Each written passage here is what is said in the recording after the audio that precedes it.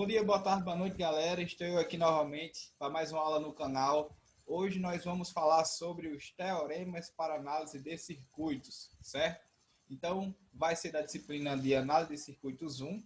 Eu fiz duas aulas na parte de instalações elétricas em baixa tensão. Continuarei fazendo, certo?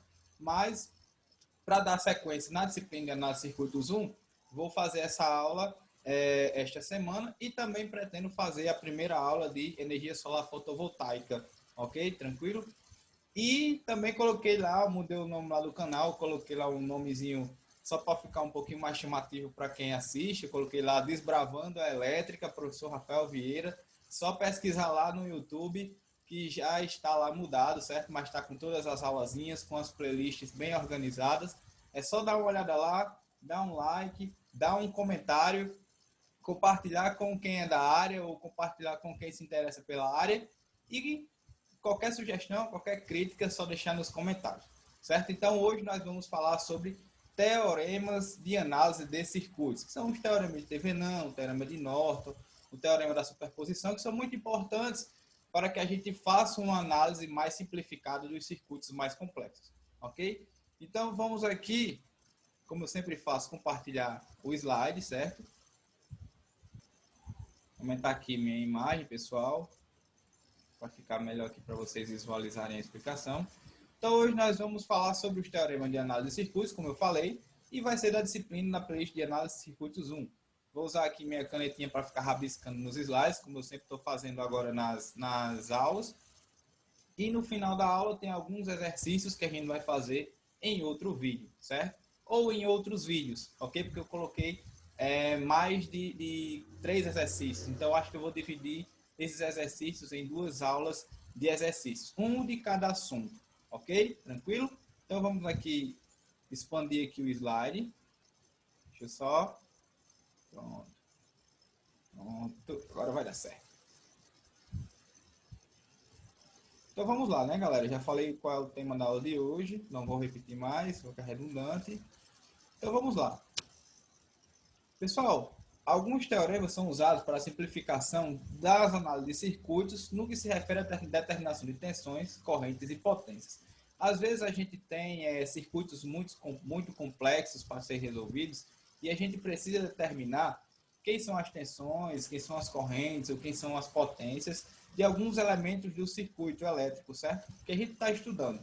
E a gente tem alguns métodos, alguns teoremas bem interessantes para que a gente faça uma simplificação dos circuitos e essas grandezas sejam mais, vamos dizer assim, mais fáceis de serem encontradas. Então, os teoremas que a gente vai estudar hoje, pessoal, deixa eu só colocar aqui a minha canetinha da aula de hoje. Pronto, deixar aqui a minha canetinha eletrônica, certo?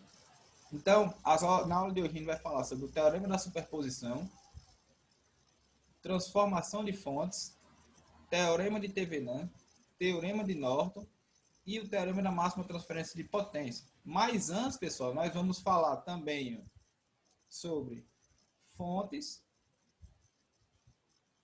dependentes e independentes e vamos falar de linearidade. Ok? Por que a gente vai falar sobre essas duas coisas? Porque os circuitos, a partir de agora, vão ter essas fontes dependentes e independentes, ok?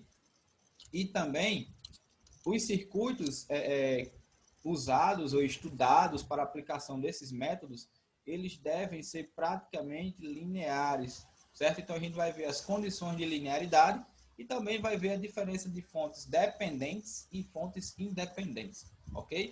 Então, vamos começar, né? Vamos começar com fontes e receptores dependentes e independentes.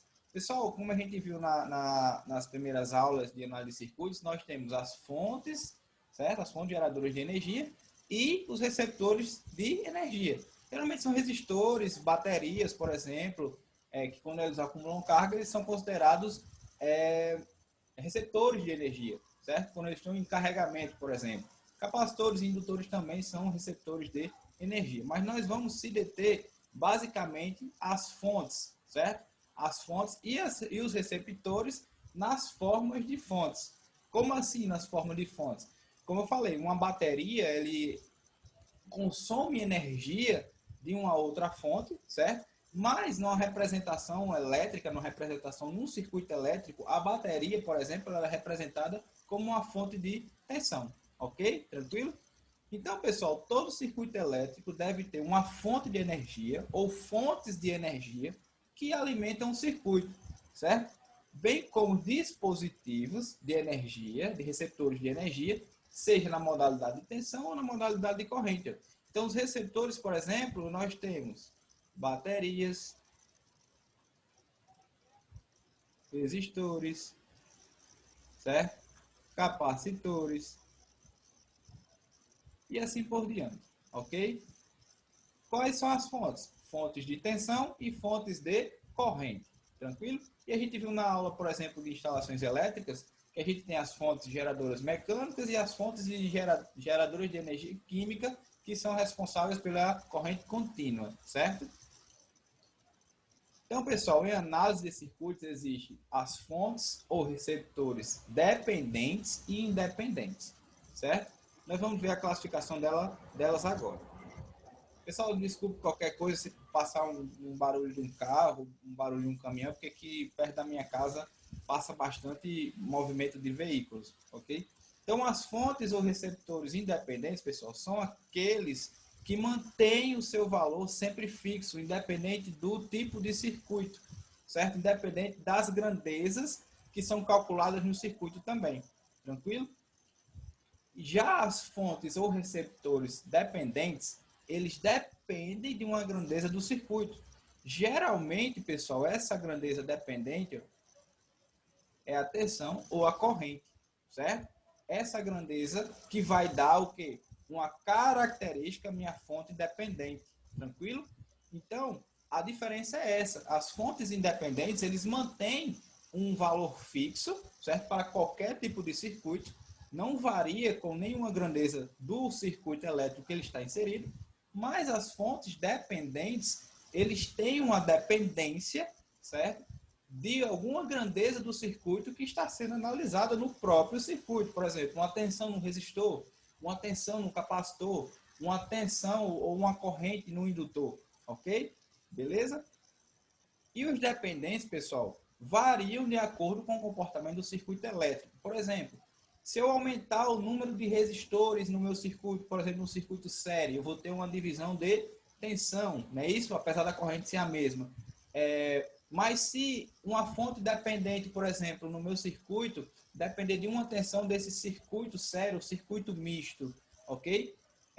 Eu vou variando as grandezas e aí a minha fonte dependente, a grandeza da minha fonte dependente também tende a variar, certo? Porque ele depende de uma grandeza de um elemento do circuito, do elemento inserido no circuito, certo? E o mesmo raciocínio vale se eu retirar, por exemplo, algum componente do circuito. Eu posso ter uma mudança de tensão ou de corrente na análise geral do circuito e aquela grandeza daquela minha fonte de tensão ou de corrente dependente, ela também vai mudar, certo? Então, as simbologias, pessoal, para que a gente tenha familiaridade, são essas daqui, ó. Aqui, no lado esquerdo, eu vou ter as fontes independentes. Certo? E aqui no meu lado direito eu vou ter as fontes dependentes. Se a gente ver aqui, pessoal, as fontes independentes, elas podem ser representadas por... As fontes de tensão podem ser representadas por dois tracinhos ou podem ser representadas assim, ó. Certo? E a fonte de corrente é representada por um círculo e uma seta direcionando, mostrando qual é a direção preferencial da corrente elétrica que começa no circuito, certo? E esse valor, pessoal, como eu falei, são valores fixos. Ou seja, nessa fonte de tensão aqui eu vou ter 20 volts, nessa tensão aqui eu vou ter 1 ampere, então é um valor fixo, já pré-determinado. Não depende de nenhuma característica do circuito. Já as fontes dependentes, ele tem essa característica aqui, ó, de uma forma de um losangozinho, certo? Tanto para a fonte de corrente quanto para a fonte de tensão. E essas fontes de tensão de corrente, por exemplo, elas podem depender de quê? Essa tensão aqui na minha fonte de corrente vai depender de um... Vai passar mais um carro aqui, pessoal, me desculpe. Mas, só continuando. Essa fonte de tensão aqui dependente, por exemplo, ela pode depender de uma condição de corrente, por exemplo, que passa por um resistor que eu vou chamar de Ix. Ou essa fonte de corrente aqui, ela pode depender de uma tensão 3 vezes a tensão de um resistor Vx, certo? Então, as fontes dependentes, ela depende de um valor do circuito, certo? Depende de um valor do circuito de tensão ou de corrente de algum elemento deste circuito que já está inserido. Ok? Tranquilo? Deu para entender? Dá para entender a diferença? Qualquer coisa, pessoal, se não entendeu, deixa lá nos comentários. Ah, professor, não entendi essa parte das fontes dependentes e independentes. Explique novamente, deixa num comentário ou em um outro vídeo. Dá uma falada mais sobre essas fontes, certo? Mais um barulho aqui. Me desculpa, pessoal, é barulho direto. Mas vamos lá. Aí, pessoal, a gente falou agora das fontes, mas vamos falar das propriedades de linearidade, certo, galera? Pessoal, a linearidade é uma propriedade que descreve relação linear de causa e efeito, certo? Ou seja, algum elemento do circuito ou alguma grandeza do circuito vai ser a causa e o efeito vai ser uma outra grandeza do meu circuito. Pessoal, estas características estão presentes, essa característica de linearidade estão presentes principalmente em elementos como os resistores, ou em dispositivos como os resistores. Certo? Os resistores, a gente vai ver na aula de hoje, que eles são dispositivos considerados lineares, certo? E a linearidade, para que o circuito ou o elemento estudado ou o dispositivo estudado seja linear, ela deve respeitar essas duas propriedades, que é a propriedade da homogeneidade e a propriedade aditiva ou propriedade da adição, certo? Ok? Então, pessoal, partindo agora para as propriedades de linearidade. Pessoal, a primeira propriedade de linearidade é a propriedade da homogeneidade, como a gente viu no slide anterior.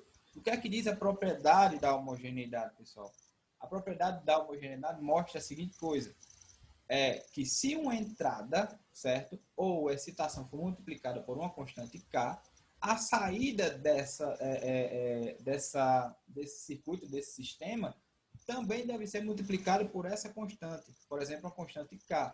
Então, vou considerar aqui a lei de Ohm, certo, pessoal, como referência, e a gente sabe que, pela lei de Ohm, que tensão é igual a resistência vezes a corrente elétrica.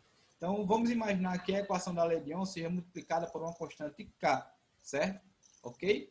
Então, se eu multiplicar a lei de Ohm por uma constante K, eu vou ter o quê? No caso, multiplicando os dois lados, né? Eu vou ter que a constante K multiplica tanto a tensão, quanto multiplica aqui ó, o produto da corrente vezes a resistência, certo? Pessoal, aqui se a gente olhar a lei de Ohm, a nossa entrada, por exemplo, para que a gente tenha um resultado de tensão aqui, vai ser o quê? A corrente. E a minha tensão vai ser o quê? A minha saída, certo? Então, vamos imaginar um pedaço de um circuito elétrico qualquer, que eu tenho aqui uma resistência, ok? Tranquilo? E eu vou ter aqui uma tensão V, qualquer, certo? E, associado a isso, eu vou ter uma corrente I. Pessoal, se eu aumentar essa corrente I numa proporção K, o que é que vai acontecer com a minha tensão? A minha tensão também vai aumentar na proporção K, desde que esse resistor ele se mantenha com o mesmo valor, certo? Tranquilo?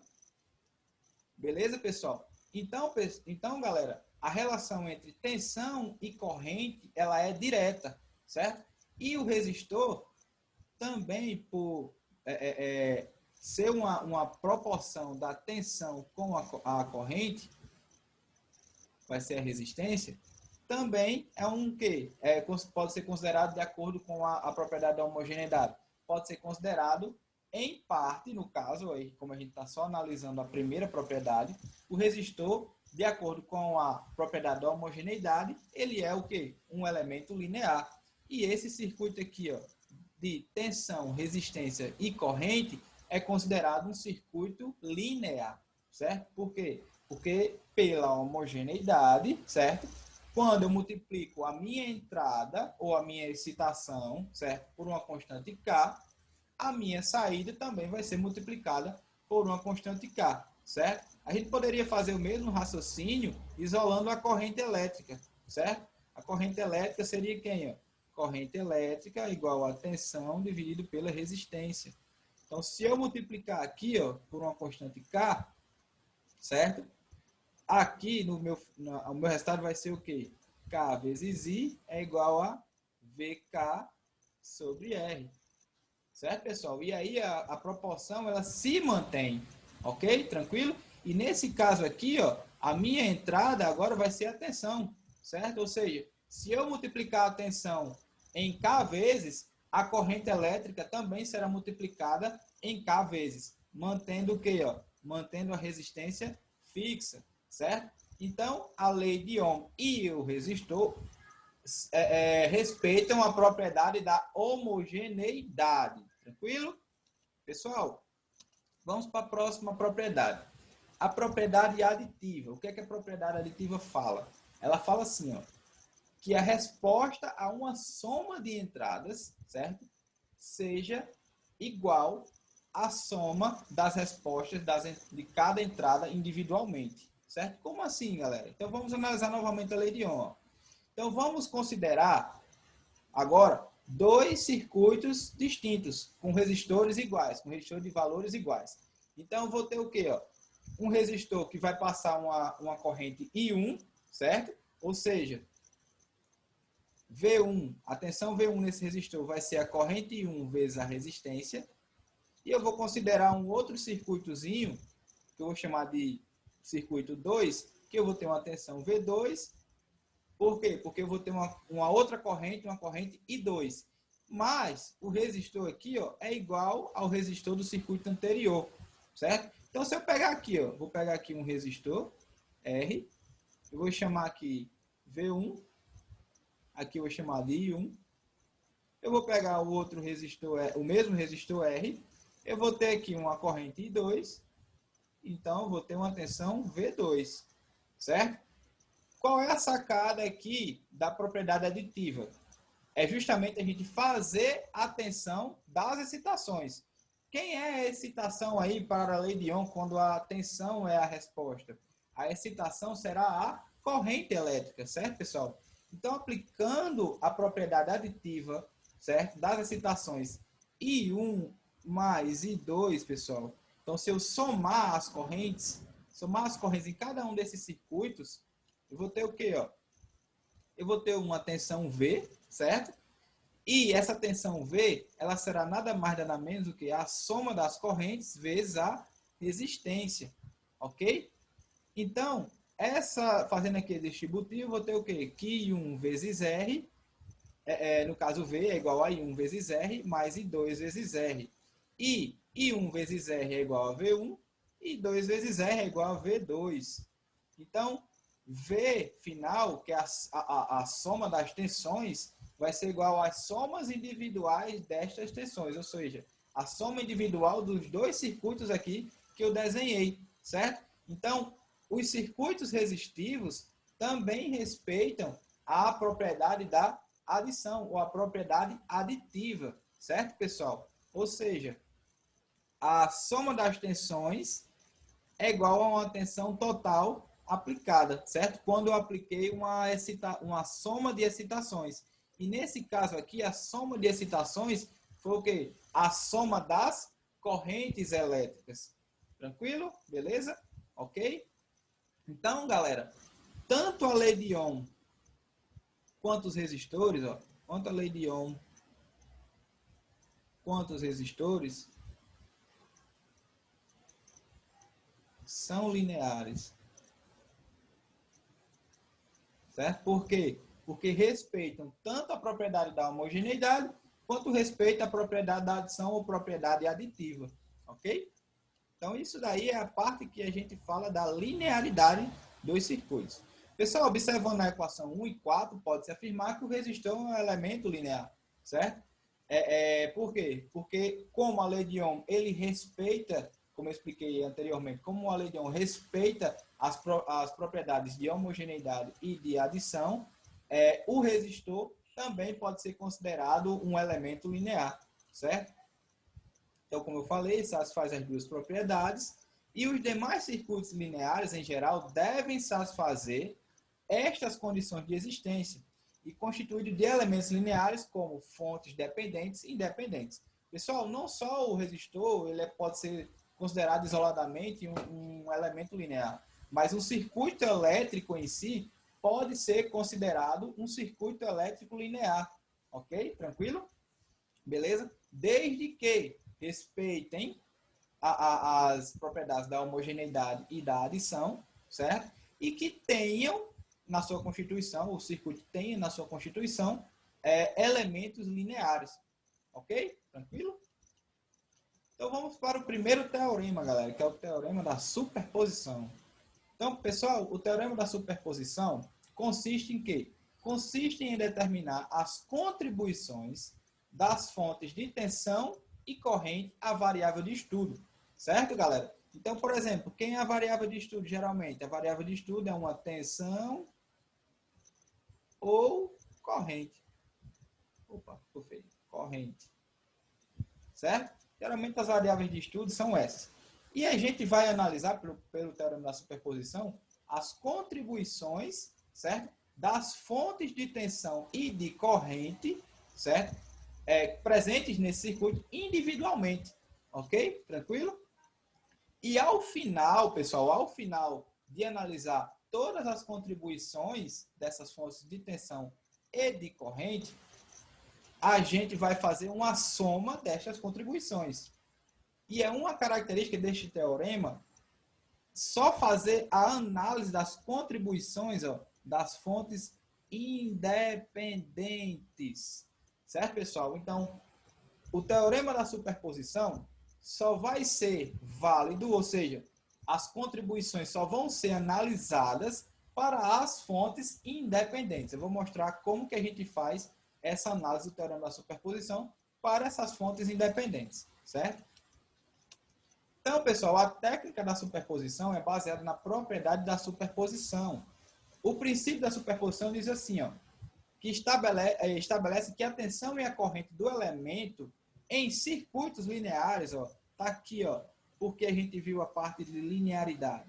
É a soma algébrica da tensão ou corrente das influências das fontes de tensão e de corrente individualmente. O que é que isso quer dizer? A gente vai analisar o mesmo circuito fonte por fonte, certo? E a gente vai ver como que a gente analisa o circuito de fonte por fonte, certo?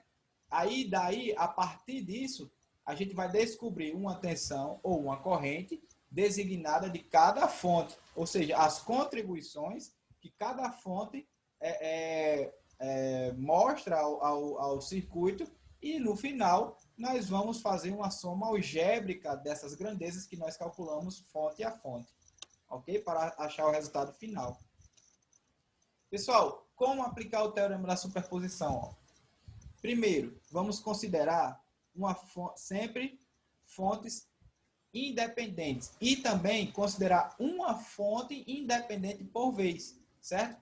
Então, vamos considerar uma fonte independente, seja de corrente ou de tensão por vez. E como que a gente considera isso? A gente analisa uma fonte de corrente ou de tensão e as demais fontes, olha só, independentes, elas são zeradas, certo? E aí a gente vai poder analisar a contribuição somente de uma fonte, certo? E o que significa zerar a fonte de tensão e de corrente? Zerar a fonte de tensão, galera, é substituí-lo por um curto-circuito. Porque se eu tenho uma fonte de tensão aqui, fonte de tensão V, para que ele seja zero, basta eu fazer o quê? Passar um curto-circuito sobre os terminais da minha fonte de tensão, certo? Já para desligar a fonte de corrente, pessoal, eu tenho que interpretar a fonte de corrente como um circuito aberto. Por quê? Porque em um circuito aberto eu não vou ter uma corrente. Então, a minha fonte de corrente pode ser interpretada como um circuito aberto, certo? Tranquilo? Beleza?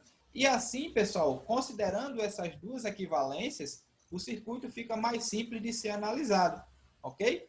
As fontes dependentes, elas são deixadas no circuito, certo?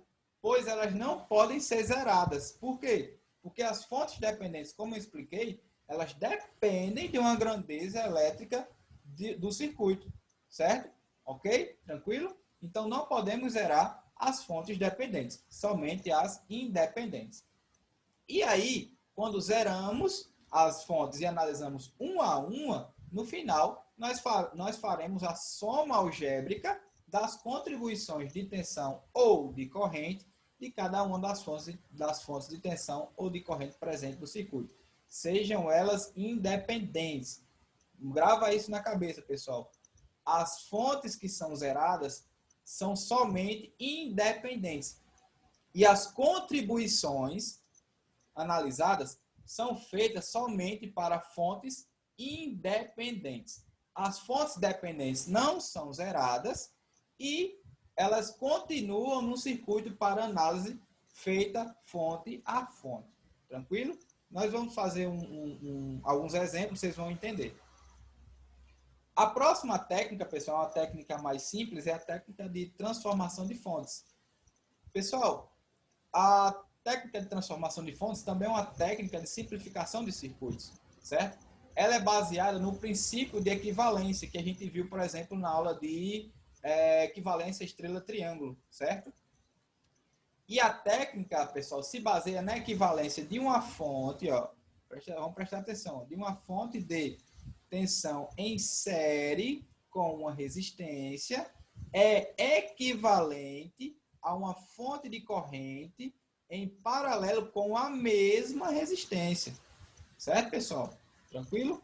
Então, aqui, ó, essa é a equivalência da transformação de fontes. Eu tenho uma fonte de tensão aqui, ó, e uma resistência em série. Isso equivale a, em termos de circuito, ó, a uma fonte de corrente e uma resistência em paralelo. Nós vamos ver como que a gente faz essa conversão de um para o outro, certo? É bem simples. Então, a equivalência, galera, ela usa a lei de Ohm, ok? Então, vamos usar a lei de Ohm para fazer essa equivalência. Então, se eu quiser, pessoal, achar quem é a minha fonte de corrente equivalente à fonte de tensão em série com a resistência, basta eu pegar o valor da fonte de tensão e dividir pela resistência que está em série com ela. Então, pessoal, naquele primeiro circuito lá, eu tenho um VS, né? Aqui, ó, um VS, por exemplo, e eu tenho uma resistência. Opa, passei aqui sem querer, eu acho que saiu aqui a caneta. Desculpa, pessoal. Então, saiu aqui a caneta e já passei o slide. Então, eu tenho aqui uma fonte de tensão em série com uma resistência R. Eu pegando esse valor da fonte de tensão e dividindo pelo valor da minha resistência, eu vou ter justamente quem? O valor da minha fonte de corrente, certo? E a fonte de corrente vai estar ligada em paralelo com a mesma resistência do circuito anterior, desse circuito aqui do lado esquerdo. Se eu quiser fazer o processo inverso, eu vou pegar quem? Se eu quiser saber a minha fonte de tensão equivalente a uma fonte de corrente em paralelo com a resistência, eu vou pegar a minha fonte de corrente e multiplicar por essa resistência. E aí eu vou ter a fonte de tensão em série com a mesma resistência, certo? Então, o princípio de equivalência da transformação de fontes é baseada na lei de Ohm, galera. Muito simples, certo? Nós vamos também fazer um exercício com com a técnica de transformação de fontes. Pessoal, as fontes dependentes também podem, no caso, né? Aqui tem um M, podem apresentar transformação de fontes, certo? Da mesma forma que as fontes independentes. Então, a transformação de fontes não tem essa restrição, por exemplo, como tinha da superposição de não serem zeradas, mas a transformação de fontes permite que esse raciocínio de equivalência ele seja aplicado, certo? Eu vou ter uma fonte de tensão dependente em série com a resistência, eu posso fazer uma equivalência da fonte de corrente dependente com a mesma resistência, certo? Desde que eu tenha os valores de resistência e tenha o valor, certo, da grandeza que essa fonte dependente é dependente no meu circuito, ok? Tranquilo? Pessoal, vamos para o primeiro teorema, um pouco mais complexo, mas ele é muito utilizado, certo? Que é o teorema de Thevenin. Pessoal, em geral, eu vou começar aqui uma introduçãozinha. Em geral, a carga de um circuito elétrico apresenta-se como uma variável, certo, pessoal? Vamos imaginar, por exemplo, um sistema de geração, transmissão e distribuição de energia. Pessoal, na distribuição nós temos, por exemplo, os centros de consumo. E as cidades, à medida que se passa o tempo, se passa os anos, as cidades vão aumentando de tamanho, vão aumentando o número de consumidores. Então, aquela demanda e aquele consumo, ele vai aumentando também. Então, pessoal, a carga elétrica aí seria o quê? A carga elétrica seria os centros de consumo nos sistemas de distribuição. E esses centros de consumo, eles variam de acordo com o tamanho das cidades e à medida que elas vão crescendo. Então, posso considerar que os meus centros de consumo é uma variável do meu circuito de geração, transmissão e distribuição de energia, certo? E os outros elementos, enquanto os outros elementos do meu circuito, eles são fixos, certo? Então, a carga elétrica dos meus centros de consumo vai ser a variável. E os outros elementos envolvidos nesse circuito, por exemplo, eles serão fixos, ok? Então, como eu falei, um exemplo desse tipo de variável pode ser o aumento de potência do sistema de distribuição devido ao aumento da demanda e do consumo por aumento das cidades, certo? E os estudos de readequação devem ser sempre reavaliados. Pessoal, quando a gente tem um aumento de demanda, nós vamos precisar de mais energia a ser fornecida para aquela cidade ou região, para que não tenha falta de energia, ok? E aí, o operador do sistema elétrico, ou a pessoa que estuda o sistema elétrico lá da região, ela vai sempre readequar o sistema e reavaliar o sistema para aquele aumento de consumo ou aumento de demanda, certo?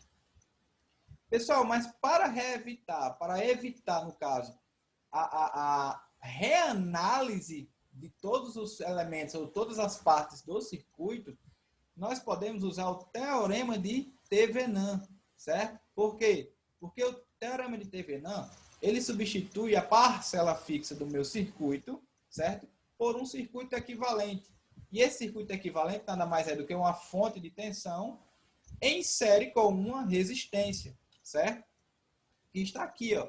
Pessoal, vamos imaginar um circuito qualquer aqui. Eu vou desenhar aqui um circuito bem complexo. Uma resistência aqui, eu vou ter uma resistência aqui com a fonte de tensão, eu vou ter uma outra resistência aqui, eu vou ter mais uma aqui, uma fonte de tensão aqui e outra resistência aqui. E a minha carga seja essa resistência aqui, por exemplo, certo? Então, eu vou chamar isso aqui de RL. Tudo isso aqui pode variar, certo? Vou chamar de RL, que pode ser um resistor variável, certo? Tudo isso aqui é fixo, certo? E essa parte fixa, por que parte fixa? Porque não muda de valor, não muda de característica na análise do circuito. Ela pode ser expressa por um equivalente chamado equivalente de Thevenin, que é o quê? Uma fonte de tensão em série com a resistência. A fonte de tensão é chamada tensão ou fonte de tensão de Thevenin e a resistência é a resistência de Thevenin. E será ligado em série com a minha resistência RL, certo? Que é a minha carga ou a minha variável de estudo, certo? Então, se chama, no caso, o teorema de Thevenin, pessoal, ele substitui a parcela fixa do circuito, certo? Por um circuito equivalente de uma fonte de tensão com uma resistência, certo? E é ligado diretamente à minha variável ou à minha carga que vai ser estudada. No caso aí é o RL, certo? Tranquilo? Pessoal, um circuito complexo com padrões fixos pode ser substituído pelo equivalente de Thevenin, como eu falei. E o teorema de Thevenin foi criado em 1883 por M. Leon Thevenin. Acho que ele era engenheiro eletricista, ok? E o teorema de Thevenin determina que um circuito linear de 2 terminais pode ser substituído por um circuito equivalente, ou no caso pelo circuito equivalente formado pela fonte de tensão de Thevenin, VTH, e a resistência em série com a resistência de Thevenin, RTH. Certo, pessoal? O que é que ele quer dizer? Um circuito linear de 2 terminais. Pessoal, vamos voltar aqui para o circuito que eu desenhei. Se eu retirar aqui a minha carga RL, eu vou ter o quê? A fonte de tensão, vou ter aqui a minha resistência, vou ter aqui outra fonte de tensão, uma resistência, outra resistência, certo? Vou ter aqui também outra resistência, mais uma resistência, fonte de tensão e uma resistência aqui e fechei. Quando eu retirei a minha carga, eu fiquei o quê? Com 2 pontos em aberto. Então, o que é que ele quer dizer com analisar um circuito linear de 2 pontos distintos?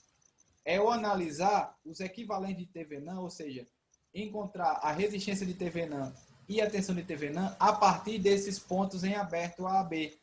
Certo? Tranquilo? Nós vamos ver como é que a gente faz isso nos exercícios.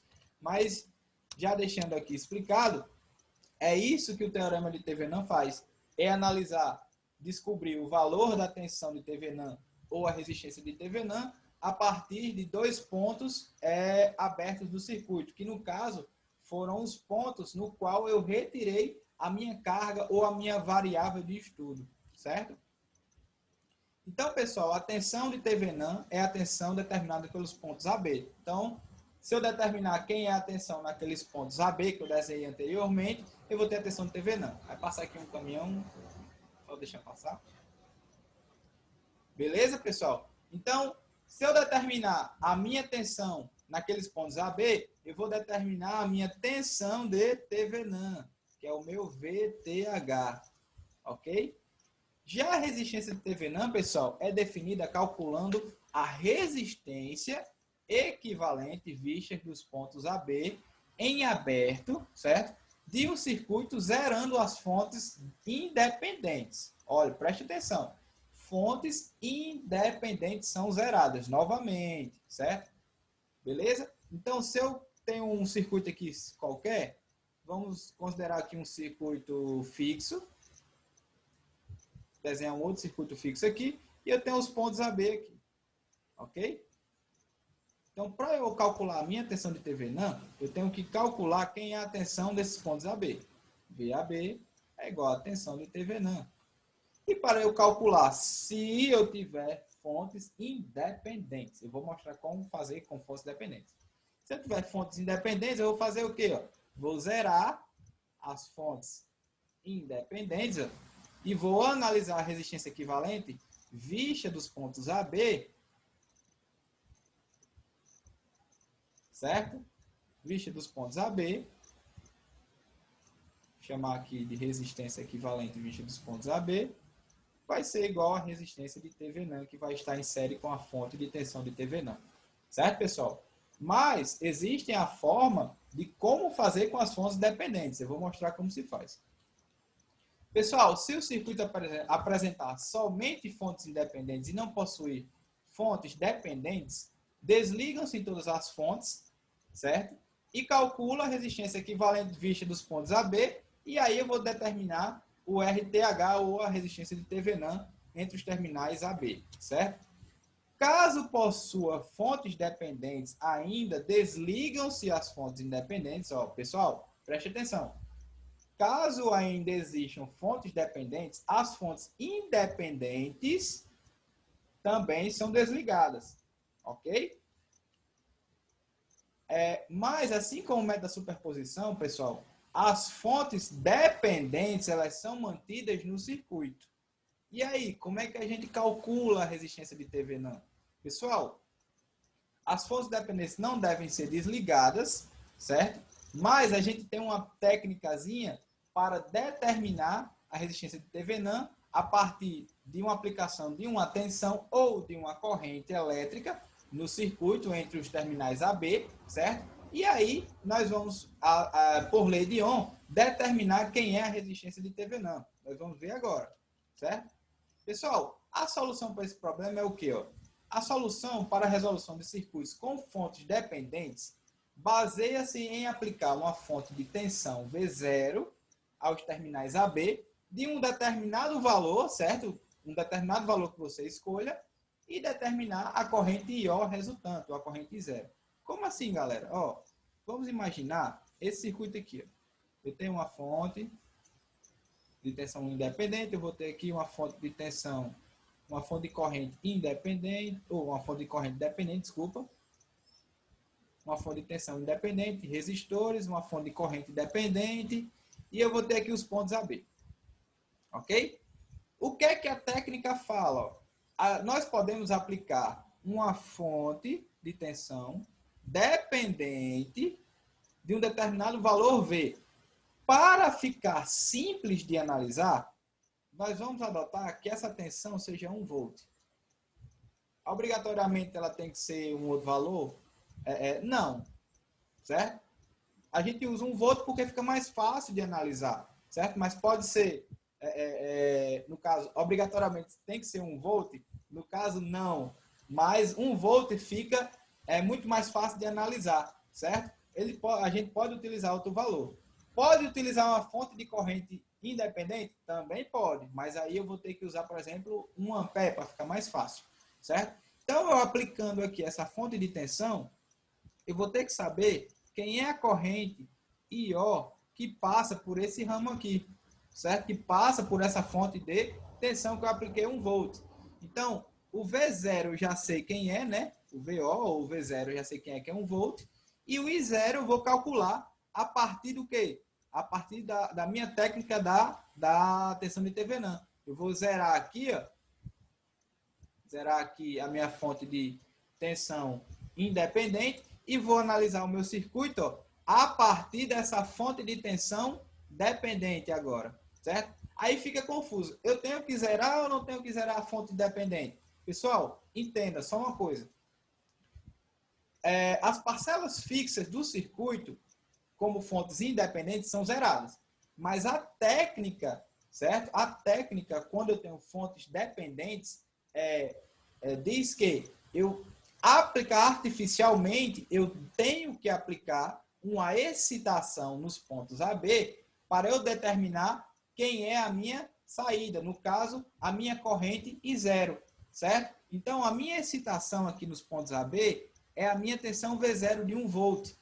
E, pessoal, a partir disso, analisando a partir disso aqui, eu vou determinar que é o meu I0, certo? E, pela lei de Ohm, resistência de TVNAN será o quê? V0 sobre I0, certo? Eu já tenho esse valor aqui, ó, que é quem? 1 volt. E eu vou descobrir esse. Quando eu descobrir esse valor aqui, eu vou ter quem é a resistência de TVNAN. Então, pessoal, essa é a técnica utilizada quando eu tenho fontes de tensão ou de correntes dependentes no circuito, certo? Por quê? Porque as fontes de corrente e de tensão dependentes não podem ser zeradas, mas as fontes independentes podem sim ser zeradas, certo? Deixa eu só aqui apagar agora, para não ficar bagunçado.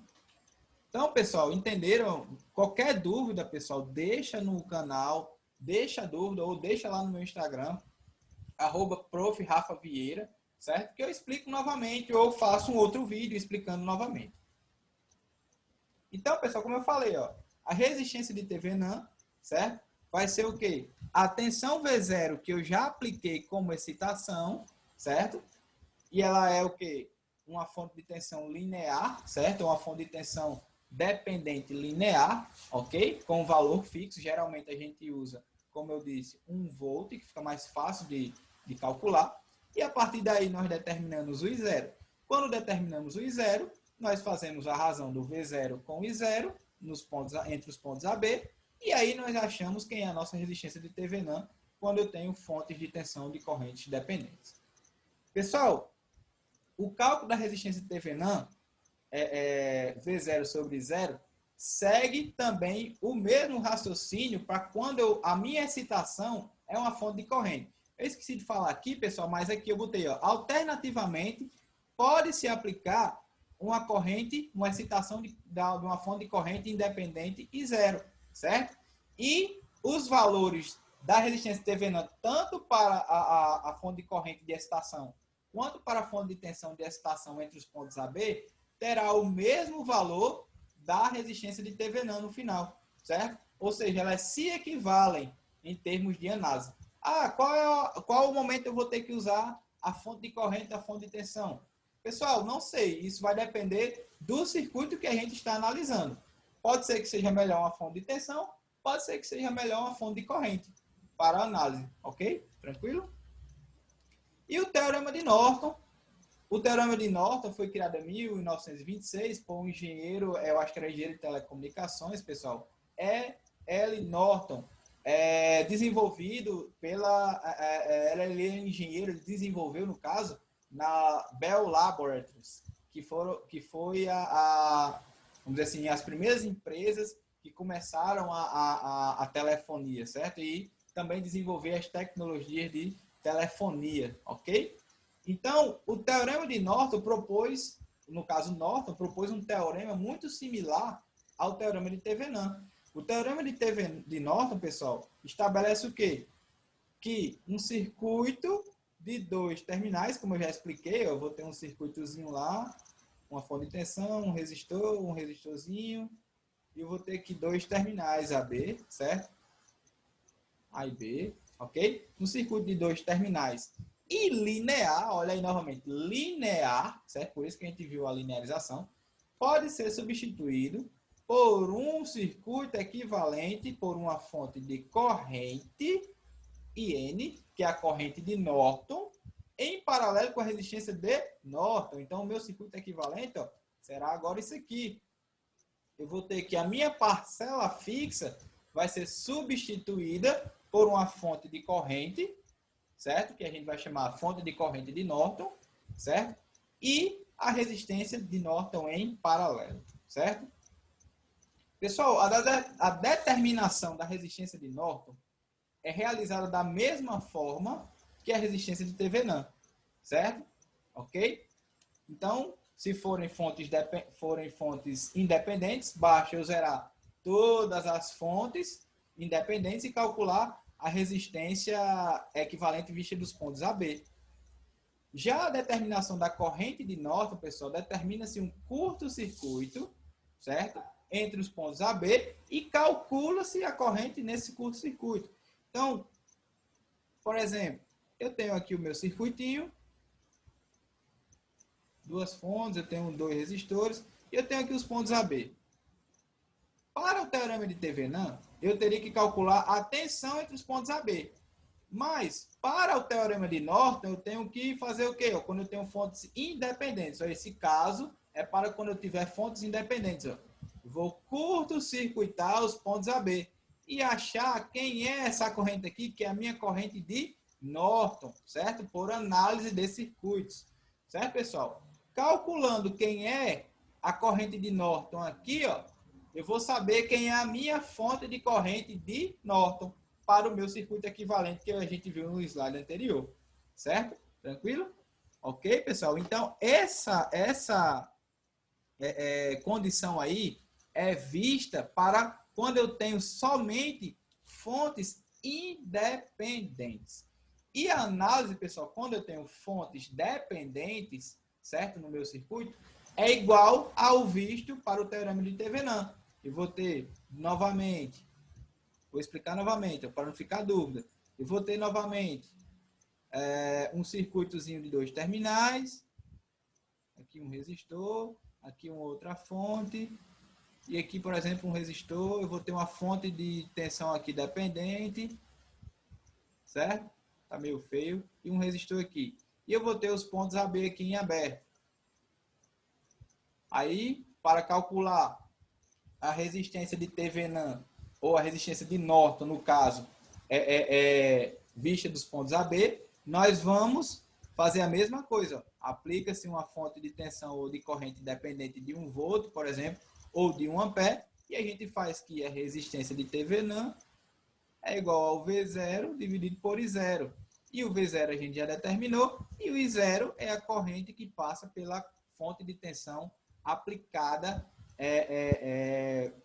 na fonte de tensão que a gente aplicou no circuito. E nós zeramos, olha o detalhe, nós zeramos as fontes independentes. Certo, pessoal? Beleza? Tranquilo? Então, a resistência de Thevenin ou a resistência de Norton, desculpa, são iguais. A resistência de Norton e a resistência de Thevenin são iguais. E a análise da resistência de Norton com relação ao circuito com fontes dependentes segue o mesmo raciocínio para o cálculo da resistência de Thevenin. Tranquilo? Beleza? Ok? Pessoal, se tiver muito confuso a aula, deixa nos comentários, diz que não entendeu essa parte, que eu nos comentários explico, ou em um outro vídeo eu explico melhor, certo? Mas espero que tenham entendido os dois teoremas, o teorema de Norton e o teorema de Thevenin, certo? Aí, pessoal, utilizando a ideia de transformação de fontes, como os circuitos equivalentes de Thevenin e de Norton é o quê? Uma fonte de tensão em série com a resistência, que é a resistência de Thevenin, e o equivalente de Norton é uma fonte de corrente em paralelo com a resistência de Norton, nós temos aí uma equivalência a partir da transformação, podemos fazer uma transformação de fontes. Então, o teorema de Norton e o teorema de Thevenin, eles se equivalem por essa relação aqui, ó. Corrente de Norton, que é a corrente da minha fonte de corrente de Norton, é igual ao quê? Uma fonte de tensão de Thevenin que eu determinei analisando pelo método de Thevenin, dividido por resistência de Thevenin. E vice-versa, certo? A tensão de Thevenin vai ser igual a quê? A corrente de Norton vezes a resistência de Norton, que por si só é igual à resistência de Thevenin, certo? Então, existe essa equivalência pelo princípio, certo?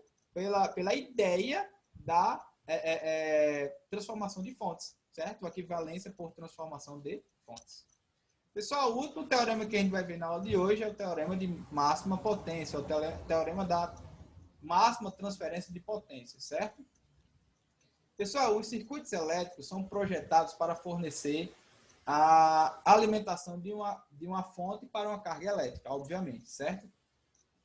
Em relação aos equipamentos elétricos, as perdas nas transferências de energia devem ser minimizadas por questões econômicas e também de eficiência. Pessoal, se eu tiver um circuito elétrico e eu tenho, por exemplo, cabos que eu tenha muitas perdas, o que eu falo em perdas? Perdas de energia elétrica, por exemplo, por calor pelo efeito térmico, certo? Que a corrente promove, que a gente viu lá no começo dessa disciplina, que é o efeito Joule, certo? Se essas perdas forem muito grandes, a quantidade de energia que chega aos centros de consumo ou o elemento que está consumindo aquela energia que foi gerada não vai ser suficiente muitas vezes, certo? E aí nós devemos ter uma eficiência máxima, certo? Ou uma potência máxima a ser transferida, certo? Para o meu elemento ou o meu sistema em questão, ok? Por exemplo, em telecomunicações, pessoal, a maximização da potência deve ser aplicada à carga, certo? No caso, ou é um sistema de controle do sinal recebido, ou é uma antena, vai depender da análise que a gente está fazendo, se é de recepção ou se é de transmissão do sinal, certo? Ocorre por meio do casamento de impedâncias. Pessoal, o que é o casamento de impedâncias? Galera, só para a gente ter uma ideia, impedâncias, eu vou explicar quando a gente estiver vendo corrente alternada, mas impedâncias nada mais é do que uma resistência. A grosso modo, certo? Impedância nada mais é do que uma resistência. Tranquilo? E esse casamento de resistência, o casamento de impedâncias, ele deve ser feito de tal forma que a potência transferida pela fonte geradora ou recebida, certo? E passada para o meu circuito da minha antena, por exemplo, do meu circuito de telecomunicações, ela seja a máxima possível, para que não ocorra distorções no funcionamento. Pessoal, só uma parênteses aqui, a minha pós-graduação foi na parte de telecomunicações e eu estudei antenas de microfita. E então a gente tinha que fazer esse casamento de impedâncias. Para o quê? Para que a antena ressoasse na frequência ideal, certo? E a gente não tivesse perdas de energia, certo? Recebida ou emitida pela antena, ok? Porque deve ter esse casamento de impedâncias e essa perda de energia não é interessante? Por alguns motivos. A frequência de ressonância, ela muda, por exemplo, a quantidade de energia que é transferida, a quantidade de informação que é transferida, ela não é suficiente para o meu sistema de controle de recepção ou de emissão de sinal, certo? Então, em telecomunicações, por exemplo, são utilizadas muito essa técnica do casamento de impedâncias, ou seja, a transferência de potência, ou seja, a potência transferida de uma parte do circuito para o outro, ela deve ser a máxima possível, certo? Tranquilo? Nós vamos ver o que isso significa, ok? Pessoal, o teorema da máxima transferência de potência utiliza-se o equivalente de Thevenin para se determinar a potência máxima em um circuito linear. Então, pessoal, vamos usar o circuito de Thevenin novamente. Está aqui a minha parcela fixa, né? O meu equivalente de Thevenin. Mas agora, pessoal, eu vou ter uma carga variável.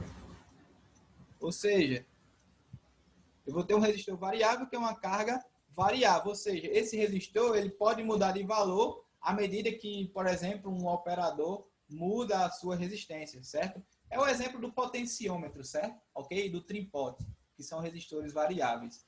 Ok? Então, vamos utilizar esse circuito aí, do equivalente de Thevenin, em série com uma resistência. Ok? Pessoal, assumindo que RL é uma carga ajustável ou variável, e calculando a potência transferida a essa resistência RL, ó, a potência até a resistência RL é igual a corrente ao quadrado vezes RL. Beleza? Só que, pessoal, se eu analisar aqui a minha potência, a minha corrente elétrica do meu circuito aqui, equivalente de Thevenin, a minha corrente elétrica vai ser quem? A tensão de Thevenin dividido pela resistência RL mais a resistência de Thevenin. Não é isso? Porque é um circuito em série, né? E o equivalente aqui, o equivalente série, é o quê? É o que? A resistência equivalente. E o equivalente série é o quê? A resistência RL mais a resistência de Thevenin. Certo? Então, substituindo isso na equação, pessoal, eu vou ter o quê? Que a potência entregue ao meu resistor RL vai ser o quê? A tensão de Thevenin dividido pela resistência de Thevenin mais a resistência RL ao quadrado vezes a resistência RL. Certo? Então, pessoal, analisando a equação, a potência entregue é uma função da carga RL, certo? E à medida que a carga RL é muito grande, o valor da potência entregue também, a potência que será entregue à carga RL será pequeno. Por quê? Porque quanto mais eu aumento aqui, ó, esse quadrado aqui, ele vai sendo o quê? Menor. E aí a potência entregue será menor. Ok? Tranquilo? Mesmo eu tendo isso aqui multiplicando. Certo? Ok? Pessoal, vamos continuar aqui, ó. Porém, pessoal, a carga RL, vamos admitir que a carga RL varie de 0 até um valor infinito, qualquer, certo? Não vamos limitar a resistência RL.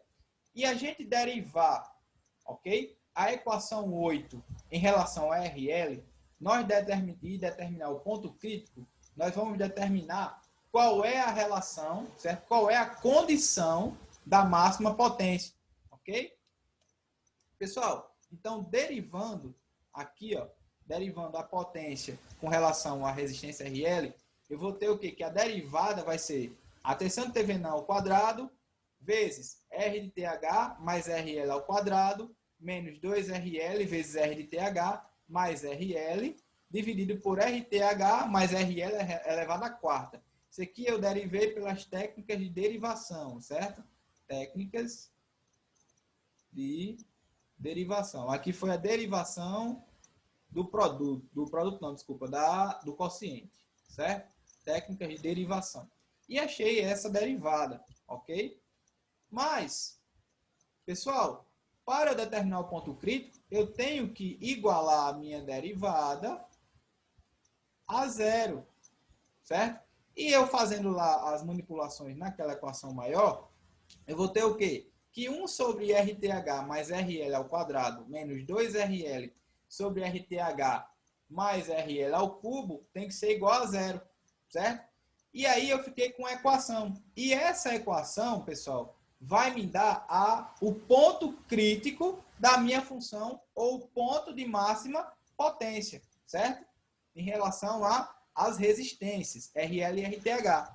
Então, fazendo a manipulação matemática, pessoal, continuando aqui, eu vou achar que o meu ponto crítico é esse aqui, ó. Que a minha resistência RL, para que eu tenha uma máxima transferência de potência, tem que ser igual à resistência de Thevenin, certo? Ou seja, a máxima potência transferida, a quantidade máxima de potência transferida da fonte até a minha carga só vai ser conseguida quando essa resistência ou a resistência da minha carga for igual à resistência do equivalente de Thevenin. Então, isso aqui eu chamo de ponto crítico, certo? Ponto crítico, ok? Beleza? Então, vamos guardar essa informação aí que ela vai ser importante, certo? Agora, pessoal, tomando a segunda derivada da potência com relação à resistência da carga, por que eu estou fazendo isso? Porque eu tenho que mostrar que a função ela tem um ponto de máximo, certo? Então, eu vou mostrar a partir dessa condição da segunda derivada que eu vou ter um ponto máximo e eu vou ter a máxima transferência de potência. E como é que eu faço isso? A partir do cálculo. Para eu determinar se o ponto crítico é máximo ou mínimo, eu tenho que analisar as condições da sua segunda derivada. Então, derivando novamente a potência com relação a RL, eu vou ter esse monte de coisa aqui, ó. V de TH ao quadrado, vezes menos 2 sobre R de TH mais RL ao cubo, menos 2 vezes R de TH mais RL ao cubo, menos 6RL vezes R de TH mais RL ao quadrado, dividido por RTH mais RL à sexta. Certo, pessoal? Essa é a segunda derivada com relação à carga RL. Manipulando aí a minha derivada, eu vou chegar aqui, a minha segunda derivada pode ser reduzida para tensão de Thevenin ao quadrado vezes menos 4 dividido por R de TH mais RL ao cubo mais 6RL dividido por RTH mais RL à quarta, certo? Pessoal, e aí eu vou fazer o que para a minha segunda derivada? Eu vou aplicar a minha condição de ponto crítico. Para que eu vou fazer isso? Para determinar mesmo se o ponto crítico ele é de máximo. Ou seja, eu vou ter uma concavidade para baixo ou para cima. Se eu tenho uma transferência máxima de potência, eu devo ter uma concavidade para baixo e um ponto de máximo. Certo? Beleza? E eu vou demonstrar, a partir do ponto crítico, que eu vou ter um ponto máximo de potência, de transferência de potência. Beleza? Pessoal, fazendo essa substituição, que RL é igual a R de TH, a minha derivada, a minha segunda derivada, se reduz ao quê? A tensão de Thevenin ao quadrado dividido por 2RL ao cubo com valor negativo. Ou seja, se eu considerar que o V de TH é sempre positivo, certo? E RL não existe resistência negativa, certo, pessoal? Em termos práticos, não existe resistência negativa. E esses valores, no caso, VTH e RL, por consequência, são positivos. O que é que vai acontecer? A minha segunda derivada, ó, será menor que zero, ou será negativa. E, pessoal, quando a segunda derivada ela é negativa, eu tenho uma concavidade para baixo. Então, por exemplo, se fosse uma função do segundo grau, a gente vai ver que não é a função totalmente do segundo grau. certo? Mas, por exemplo, uma função do segundo grau com concavidade para baixo, ele vai ter um ponto de máximo. Isso quer dizer o quê? Que a derivada segunda da função f com relação a x, por exemplo, ela é menor que zero. Ok, pessoal? Então, aí, ó, analisando a equação 15, os valores de VTH e RL sendo positivos e diferentes de zero, por quê? Porque RL não pode ser zero. Porque se for zero, aqui eu vou ter um valor uma indeterminação, menos infinito, certo? Ok? A derivada será negativa, ou seja, menor do que zero. Eu coloquei a condição entre zero e infinito, pessoal, mas quando a gente aplica aqui na fração um valor RL igual a zero, eu vou ter que a segunda derivada ela é uma indeterminação, eu vou ter um ponto assintótico da minha função, certo? Então vai ser complicado de determinar o meu ponto de máximo ou de mínimo. Então aqui, pessoal, me desculpem, deixa eu só voltar um pouco. A condição, no caso aqui, ela deve ser menor, certo? Zero menor do que RL, menor ou igual a infinito. Por quê? Se eu aplicar uma resistência muito grande, o valor da minha derivada se aproxima de zero, certo? Eita, passei aqui, desculpa. Então vamos lá.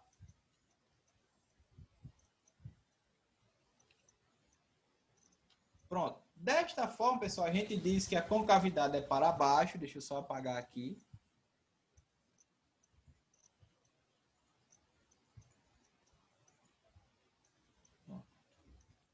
Então, pessoal, desta forma, a gente diz que a concavidade da função é para baixo, certo? E o ponto crítico é uma condição de máxima potência. Tranquilo? De máxima transferência de potência. Pessoal, aplicando a condição de máxima transferência de potência na equação 8, que é a equação original da potência para o resistor RL, a gente vai obter isso aqui, ó, que a potência máxima, certo? A potência máxima transferida da fonte de tensão até a minha carga, ela vai ser o quê? A tensão de TVN ao quadrado dividido por 4 vezes a resistência de TVN, certo? Então, esse aqui é o valor, o quê? Da minha potência, a máxima transferência de potência. Então, é a máxima potência transferida para a carga, certo? Então, essa é a condição como que a gente calcula a máxima transferência de potência a partir do circuito equivalente de TVN, certo? Beleza? Então, pessoal, já deixando aí, ó, para que a gente calcule a máxima transferência de potência, nós devemos fazer uma análise do circuito através do teorema de TVN, certo? Então, a potência transferida à carga elétrica, mas o rendimento dependerá de RL. Pessoal, a curva que denota a máxima transferência de potência é essa aqui, ó. A potência será máxima quando R de TH for igual a RL, certo? Se R de TH for menor que RL, ó, eu não vou ter uma potência tão grande sendo transferida. Isso ocorre também para quando R de TH for maior do que RL, ou no caso R de RL for maior do que R de TH, desculpa. A potência entregue à minha carga também não será tão grande assim, certo? Ok? Então, para que eu tenha a máxima transferência de potência para a minha carga, a resistência de TVN tem que ser igual à resistência da minha carga, ok? Se a resistência de TVN e a resistência da carga forem diferentes, a transferência de potência ela deverá ser menor, ok? Aí pelo gráfico, tranquilo? Então, pessoal, o rendimento em corrente contínua é expresso pela razão entre a potência consumida pela carga RL e a potência fornecida pela fonte de TVN, certo? Então, eu posso calcular o rendimento aqui, ó. Certo, galera? Eu vou aqui ver o quê? Que a minha potência na minha carga, dividido pela potência fornecida pela fonte, vezes 100, vai ser o meu rendimento. Então, RL vezes I ao quadrado é a potência da minha carga, E a potência total fornecida pela fonte é o quê? É a resistência equivalente, certo? Que a resistência equivalente lá com o circuito de Thevenin era a resistência Thevenin mais a resistência RL, vezes a corrente. Como é um circuito sério, as correntes são iguais. Então, eu posso eliminar aqui, ó. Então, o rendimento vai ser o quê? Ó? RL dividido por RL mais R de TH vezes 100. Mas, pessoal, aqui tem um detalhe. Vamos ver as seguintes situações. Se RL for igual a R de TH. Se RL for igual a R de TH, eu vou ter a seguinte relação. Ó. Rendimento vai ser igual a RL sobre 2RL, não é isso? Vezes 100. Isso aqui vai dar 50%.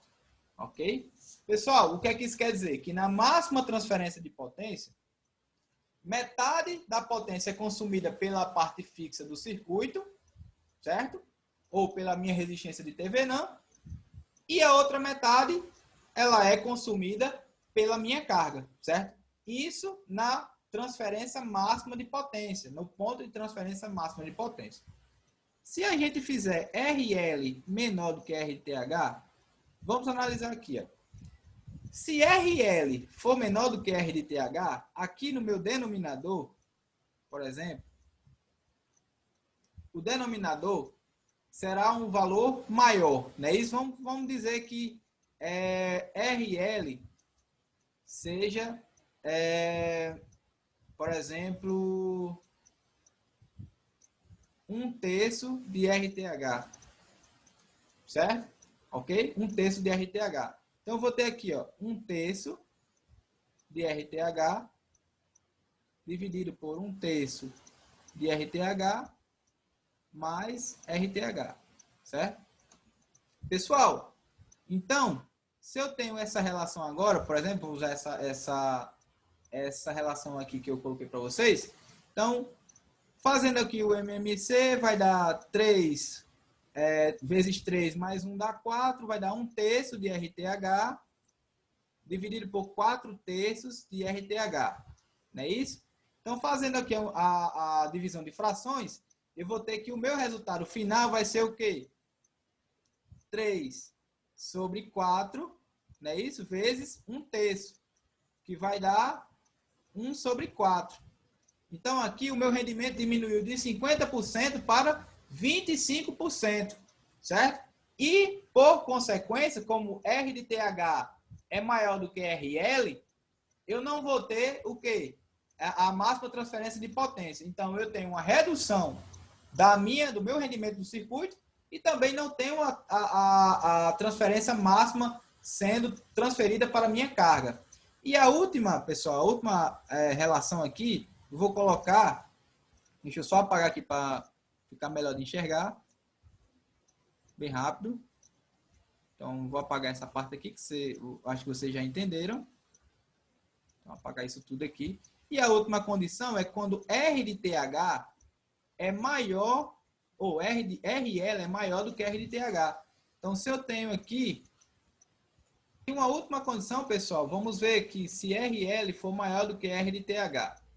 Então, se eu disser que R de TH, por exemplo, é igual a 1/3 de RL, certo?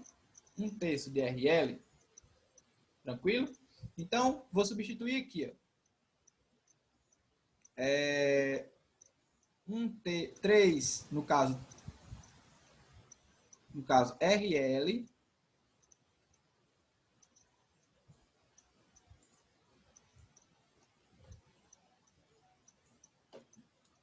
no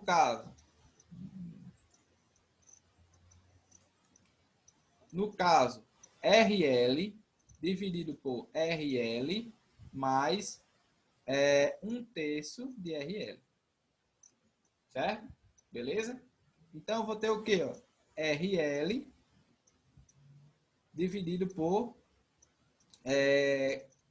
4/3 de RL. Certo? Pessoal, se eu fizer a divisão de fração, ó, eu vou ter que RL é igual a 3 sobre 4 RL.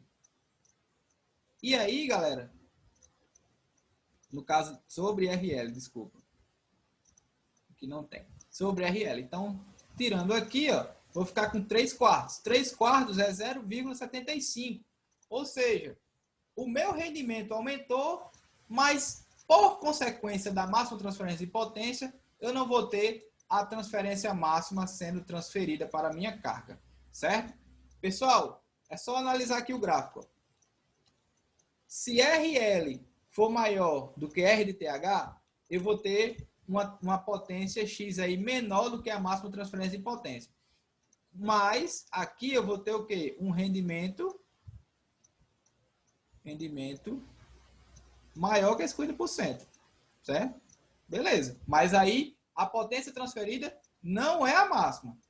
Mas, e se eu tiver que R de TH é maior do que RL, eu vou ter um rendimento menor que 50% e também a potência entregue não é a máxima. Ok, pessoal? Então, eu quero que vocês entendam isso. O rendimento em corrente contínua ele pode ser maior ou menor, mas a potência transferida não é a máxima. A máxima transferência de potência só ocorre quando o rendimento é de 50%, certo? Então, aqui eu tenho uns exercícios. Pessoal, eu coloquei 4 questões. Ó, eu tenho essa primeira questão aí com fontes independentes para resolver pelo teorema da superposição. A questão 2 é um circuito para determinar a potência do resistor de 8 ohms, certo? A potência dele, usando o método da transformação de fontes. Pessoal, a terceira questão é um circuito já em aberto aqui, com 2 terminais, certo? E nós devemos determinar, desculpa, o teorema, o equivalente de Thevenin e o equivalente de Norton, a partir desse circuito. Olha aqui o detalhe, ó, eu tenho uma fonte dependente, certo? Nós vamos responder essas questões na próxima aula. E a última questão é uma questão do ENAD do ano passado, 2019, que é sobre a máxima transferência de potência. Eu vou ler aqui para vocês. Ó. Um dos componentes mais usados na reprodução do sonoro é o alto-falante. A conexão de alto-falante em circuitos amplificadores deve ser realizada de forma para se obter o melhor aproveitamento da potência do amplificador. Certo? Olha aí, já dá uma dica da máxima transferência de potência. Bem como evitar sobrecarga. Suponha que um amplificador de som tenha uma característica nominal por canal de saída de uma impedância interna de 8 ohms e uma potência de saída de 200 watts. Deseja-se conectar alto-falantes a uma saída desse amplificador, estando disponíveis para tanto alto-falantes com impedâncias. Aí a gente vai ver o casamento de impedâncias. 4 ohms, 5 ohms e 6 ohms. Utilizando-se da menor quantidade possível de alto-falantes e objetivando aqui, olha aqui, pessoal, a máxima transferência de potência do amplificador, faça o que se pede. Aí eu tenho 2 itens. Determinar a quantidade de alto-falantes e represente o circuito de conexão entre eles e o amplificador. Justificar a resposta. Determinar a capacidade mínima de potência de cada alto-falante para a operação sem que ocorra sobrecarga. Ou seja, eu vou, a partir da máxima transferência de potência, determinar um circuito, certo? Circuito. E aqui eu vou determinar as potências de cada alto-falante para que não exceda 200 watts. Beleza? Então, essas questões vão ficar para o próximo vídeo da disciplina. Então, vou encerrando aqui, pessoal, a aula. A próxima aula será sobre, depois das aulas de exercício, será sobre capacitores e indutores. Vou começar a parte de acumuladores de carga, elementos acumuladores de carga. E espero que tenham gostado da aula de hoje. Curtam, comentem e compartilhem, certo? Lá no canal ou lá no meu Instagram, @prof. Rafa Vieira, ok? Eu sempre estou colocando lá IGTV, stories, informações novas e divulgando as aulas. Então, bom dia, boa tarde, boa noite, galera. Muito obrigado e tchau.